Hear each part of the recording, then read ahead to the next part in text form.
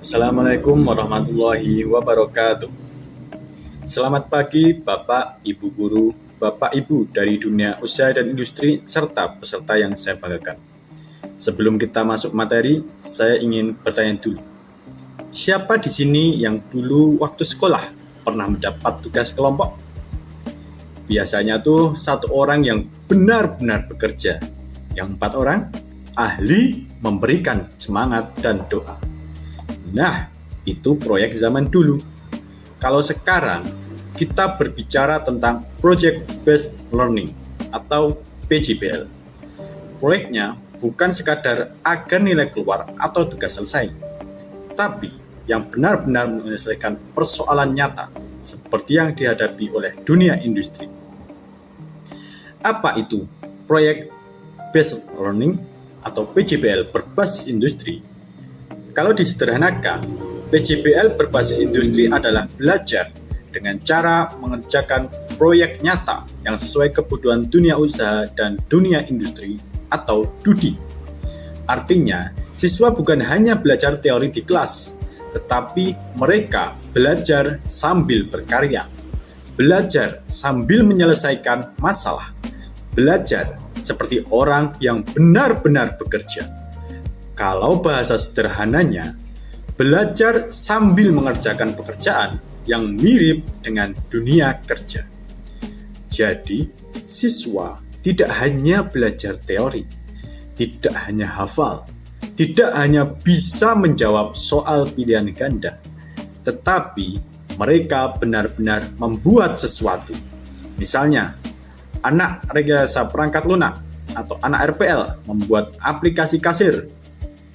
Anak PPLG membuat game 3D. Kemudian anak Tata Boga membuat produk makanan yang siap dipasarkan. Lalu anak desain komunikasi visual membuat branding UMKM.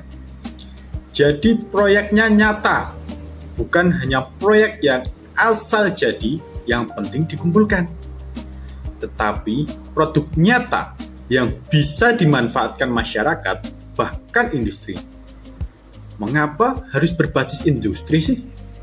Sekarang kita renungkan. Apakah industri akan bertanya, nilai matematik kamu berapa? Mereka tidak akan bertanya itu. Yang mereka tanyakan biasanya, bisa mengoperasikan aplikasi ini tidak? Pernah membuat proyek apa saja? Pernah bekerja dalam tim? Bisa menyelesaikan masalah? Bisa bekerja di bawah target nggak? Bisa datang tepat waktu atau tidak? Nah, artinya industri lebih membutuhkan kompetensi daripada sekedar angka. Karena itulah, pembelajaran di sekolah harus mulai mendekati dunia kerja. Tujuan dari PPJL berbasis industri itu ada 4 yang merupakan tujuan utama. Pertama, menghubungkan pembelajaran dengan kebutuhan dunia kerja. Jangan sampai sekolah mengajarkan A, tetapi industri membutuhkan B. Akhirnya siswa bingung, guru bingung, perusahaan juga ikut bingung. Kedua, meningkatkan hard skill dan soft skill. Hard skill, contohnya mendesain, memprogram, mengelas, memasak, mengoperasikan mesin, dan lain sebagainya. Sedangkan soft skill seperti komunikasi, disiplin, kerjasama, kepemimpinan, problem solving, dan tanggung jawab.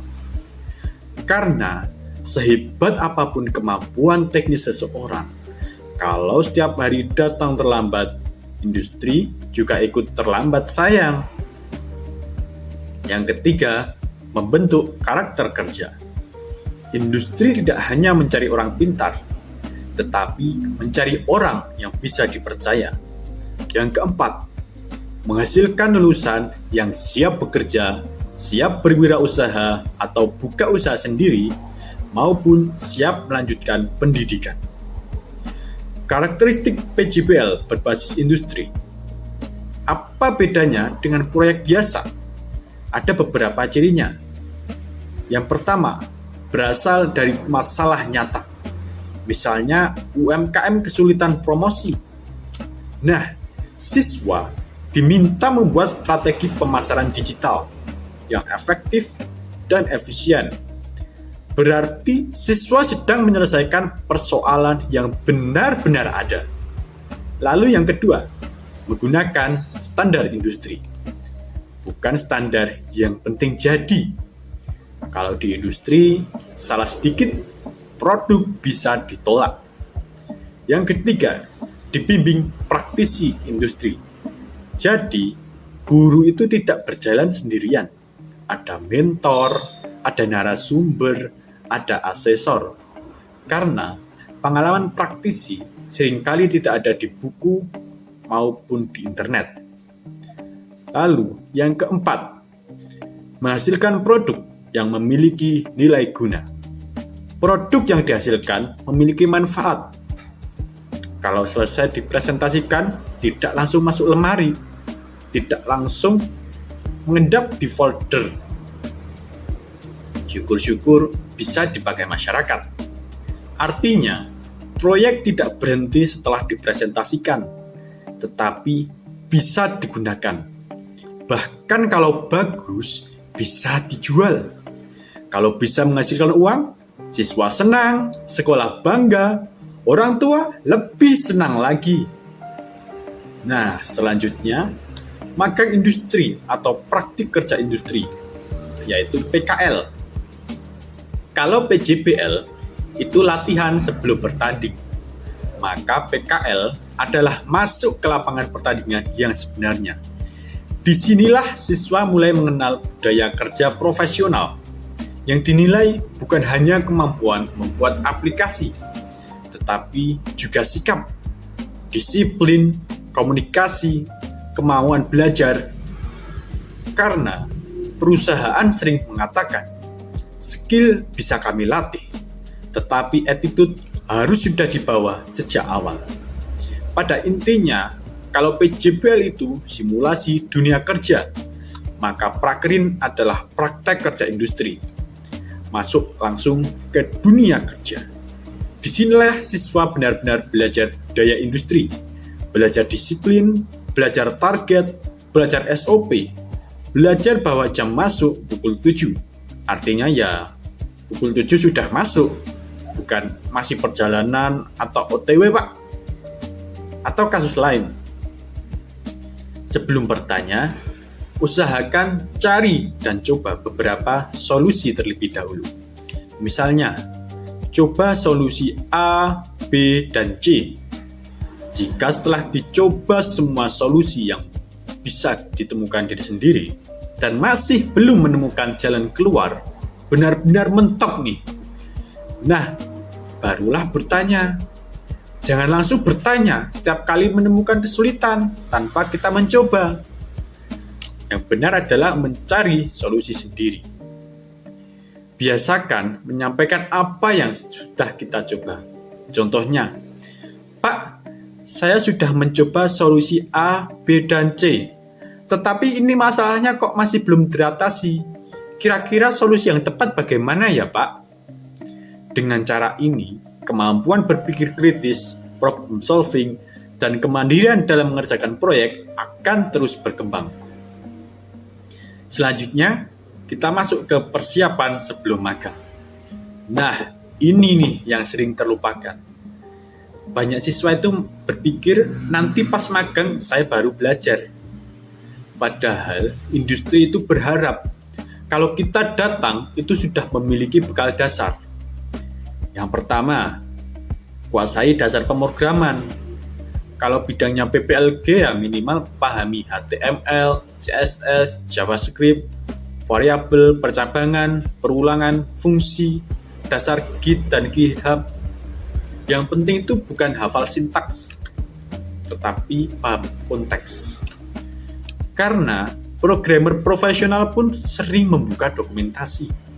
Percayalah, bahkan programmer senior juga masih sering mencari referensi di internet. Jadi jangan minder kalau kalian masih belajar. Kedua, miliki portofolio. Sebelum magang, usahakan sudah mempunyai 3-5 proyek sederhana. Misalnya, website profil pribadi diri sendiri, website berita, aplikasi kasir, to-do list, dan lain sebagainya. Lalu kita unggah ke GitHub. Karena ketika pembimbing industri bertanya, apa yang sudah pernah kamu buat? Kita tidak bisa menjawab, percaya saja Pak, saya bisa mengerjakan pakai ini. Enggak, itu tidak bisa. Tetapi langsung saja menunjukkan hasil karya. Ini Pak portofolio saya. Karena portofolio adalah CV yang bisa berbicara. Yang ketiga, sesuaikan kompetensi. Kalau ingin menjadi front-end developer, itu bisa belajar HTML, CSS, JavaScript, Bootstrap, Tailwind, React, dan lain sebagainya. Kalau ingin belajar back-end, bisa pelajari Laravel, Node.js, REST API, dan database. Kalau ke dalam mobile, itu bisa pelajari Flutter, Firebase, dan lain sebagainya. Kalau ingin berkarir sebagai desainer produk atau grafis atau digital marketing, ada beberapa aplikasi yang bisa dipelajari. Berikut urutannya dari yang paling penting dikuasai. Yang pertama adalah desain grafis. Untuk pemula, bolehlah kita pakai Canva. Lalu kita up lagi dengan Adobe Photoshop, up lagi ke Adobe Illustrator, lalu ke CorelDRAW. Nah, untuk mengasah skill ini kita bisa ikuti lomba atau ikut organisasi. Biasanya di Instagram itu banyak info-info lomba mengenai desain grafis. Yang kedua, UI UX dan desain produk digital. Ini kita bisa belajar menggunakan Figma atau ada alternatif lain yaitu Adobe XD. Jadi ini pilihan masing-masing. Lalu yang ketiga, untuk editing video, kita bisa pakai CapCut. Untuk pemula kita juga pakai CapCut yang lebih mudah. Lalu bisa up level lagi ke Adobe Premiere Pro atau DaVinci Resolve. Lalu untuk animasi efek-efek yang sangat luar biasa mewah itu bisa belajar Adobe After Effects. Dan yang keempat, desain produk 3D. Nah, untuk ini kita bisa belajar menggunakan SketchUp, Fusion 360, maupun Blender. Dan yang kelima, ada digital marketing. Nah, ini banyak pilihannya. Ada Meta Ads Manager, Facebook Ads, Google Ads, lalu iklan Google Search dan YouTube, dan masih banyak lagi. Yang ketujuh, ada yang keenam, AI yang sangat membantu. Jadi AI ini bisa kita gunakan untuk membantu kita. Jadi jangan tolak alat yang bisa kita gunakan untuk membantu kita sendiri. Nah, ini ada ChatGPT, Gemini, itu bisa kita gunakan buat mencari ide konten, copywriting, strategi pemasaran, dan masih banyak lagi fungsi-fungsinya. Lalu ada Adobe Firefly yang bisa membuat desain dengan AI, ada Midjourney atau DALL-E yang membuat ilustrasi dan konsep desain, lalu ada Leonardo AI yang bisa untuk mockup produk dan ilustrasi. Lalu untuk urutan belajar yang saya sarankan itu bisa belajar dari yang pertama itu Canva, dilanjut Photoshop, Illustrator, Figma, CapCut, Meta Ads, Google Ads, Google Analytics, ChatGPT plus AI Design, dan jika ingin naik level yang lebih tinggi lagi, bisa belajar After Effects. Untuk peluang kerjanya sendiri, jika menguasai aplikasi di atas itu, teman-teman bisa bekerja sebagai desain grafis, UI UX designer, content creator, social media spesialis, digital marketing spesialis, brand designer, freelancer di Fiverr, Upwork, 1000 Launcher atau project.co.id, membuka jasa desain dan pengelolaan media sosial sendiri. Dan jika target teman-teman itu cepat mendapat pekerjaan atau magang setelah lulus SMK, kombinasi yang paling bernilai itu biasanya adalah Canva plus Photoshop plus Figma plus CapCut plus ChatGPT plus Meta Ads dan Google Ads. Kombinasi tersebut itu sudah sangat lengkap, mencakup keterampilan yang paling sering dicari oleh perusahaan dan agensi digital. Nah, teman-teman jangan sampai nih melamar sebagai programmer, tetapi yang paling duka saya kok justru Microsoft Paint. Kan nggak ada sangkut pautnya tuh. Nah, lalu kita lanjut lagi ke sikap profesional selama magang. Inilah yang sering menjadi pembeda. Yang pertama, biasakan membaca dokumentasi.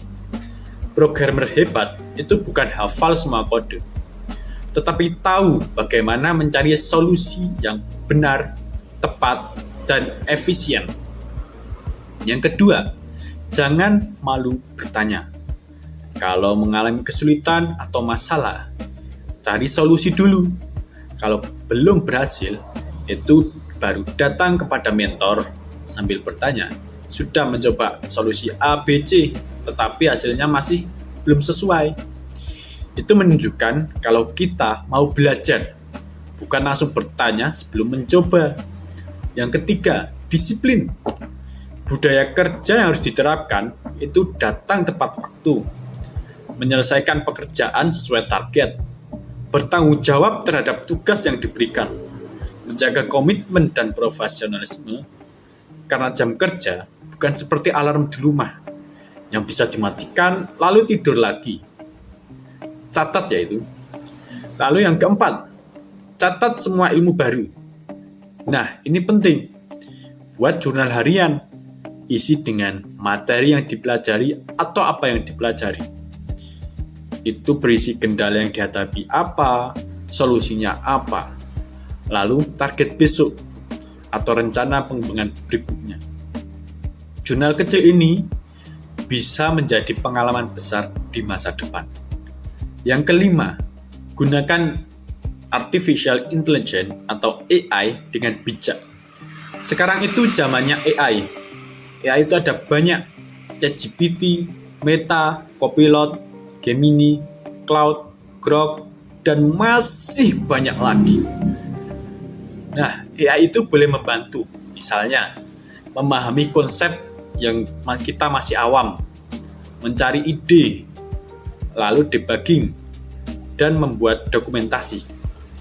Namun, setiap kode yang dihasilkan dari AI itu kita harus tetap paham dan diuji sendiri. AI itu merupakan alat bantu, bukan pengganti kemampuan berpikir. Tetapi, jangan sampai nih AI yang berpikir, kita hanya copy paste. Nanti kalau saat wawancara ditanya, coba jelaskan kode yang Anda buat, ini fungsinya apa? Masalahnya di mana? Lalu jawabannya itu, sebentar Pak, saya tanya ChatGPT dulu. Wah, itu bahaya teman-teman. Ingat ya, AI adalah asisten, bukan pengganti otak kita. Yang keenam, belajar bekerja dalam tim. Di industri, hampir semua proyek itu dikerjakan bersama. Karena itu pelajari Git, lalu pelajari GitHub, GitLab, Trello, Jira. Bahkan aplikasi chat seperti Discord pun perlu dipelajari. Karena dunia kerja itu bukan lomba siapa yang paling hebat, tetapi siapa yang paling mampu berkolaborasi. Yang ketujuh, bangun etika kerja. Kejujuran, disiplin, mau belajar, tidak mudah menyerah, menerima kritik, dan menghargai semua rekan kerja. Karena kemampuan bisa membuat kita diterima, tetapi karakterlah yang membuat kita dipertahankan. Lanjut ke target kompetensi sebelum magang. Idealnya, sebelum memasuki industri, siswa itu sudah mampu membuat website yang responsif, membuat web CRUD dengan database, menggunakan Git dan GitHub, menggunakan REST API, memperbaiki bug sederhana, dan menguasai aplikasi multimedia. Kalau bekal ini dimiliki, percayalah, saat magang nanti, siswa itu tidak lagi hanya menjadi penonton, tidak hanya menjadi gizi, tetapi benar-benar menjadi bagian dari tim yang mengerjakan project real. Lanjut ke standarisasi uji sertifikasi kompetensi. Nah, setelah belajar melalui proyek, setelah praktik di industri, bagaimana membuktikan kompetensi kita ini kalau kita itu sudah mahir? Jawabannya itu adalah sertifikasi kompetensi. Kalau ijazah mengatakan, saya sudah lulus sekolah, ini bukti saya. Maka sertifikat kompetensi mengatakan, saya mampu mengerjakan pekerjaan sesuai standar industri. Dengan teknologi yang digunakan adalah ini. Dalam proses sertifikasi, siswa akan dinilai berdasarkan standar, seperti Standar Kompetensi Kerja Nasional Indonesia atau SKKNI atau standar industri yang berlaku. Penilaian dilakukan oleh asesor kompetensi melalui lembaga sertifikasi profesi atau LSP dengan mempertimbangkan praktek kerja, teori, dan portofolio yang telah disusun. Sertifikasi ini bukan hanya sekadar kertas, tetapi ada banyak manfaatnya. Yang pertama, menjadi bukti kompetensi yang diakui. Yang kedua, meningkatkan kepercayaan perusahaan. Yang ketiga, menambah nilai saat proses rekrutmen. Dan yang keempat, memudahkan adaptasi ketika memasuki dunia kerja. Selanjutnya, hubungan ketiga komponen. Kalau kita ibaratkan sebuah perjalanan itu, PJBL itu adalah tempat latihan. PKL atau magang adalah praktek di dunia nyata. Dan sertifikasi adalah bukti resmi bahwa kita sudah kompeten. Kalau dianalogikan itu seperti belajar mengemudi. PJBL itu seperti latihan di lapangan. Dan PKL itu mulai masuk jalan raya, tetapi masih sama instruktur dan pemandu. Sedangkan sertifikat itu seperti SIM. Nah, kalau baru punya SIM itu memang belum tentu jadi pembalap. Tapi setidaknya sudah diakui bahwa kita itu mampu mengemudi di jalan raya dengan baik dan benar. Bapak dan Ibu yang saya hormati, pada akhirnya project-based learning berbasis industri itu bukan sekadar mengajarkan siswa membuat aplikasi, mesin, desain, atau produk. Lebih dari itu, PJBL itu membentuk lulusan yang memiliki kompetensi teknis, karakter profesional, kemampuan bekerja sama, kemampuan beradaptasi, dan kesiapan menghadapi perubahan teknologi. Ada satu kalimat yang menurut saya itu sangat penting untuk kita ingat bersama. Perusahaan tidak berharap siswa magang sudah menjadi programmer yang ahli. Yang mereka cari adalah siswa yang memiliki kemauan belajar yang tinggi, disiplin, mampu memanajemen waktu, mampu bekerja sama, serta terus berkembang. Kemampuan teknis dapat terus diasah, tetapi sikap kerja yang baik akan menjadi pembeda utama. Semoga melalui penerapan PJBL berbasis industri, magang atau PKL yang efektif, dan sertifikasi kompetensi, kita benar-benar mampu menghasilkan lulusan yang kompeten, adaptif, berkarakter, dan siap bersaing di dunia usaha maupun dunia industri. Terima kasih atas perhatian para peserta, teman-teman, dan Bapak dan Ibu Guru. Saya Warid. Wassalamualaikum warahmatullahi wabarakatuh.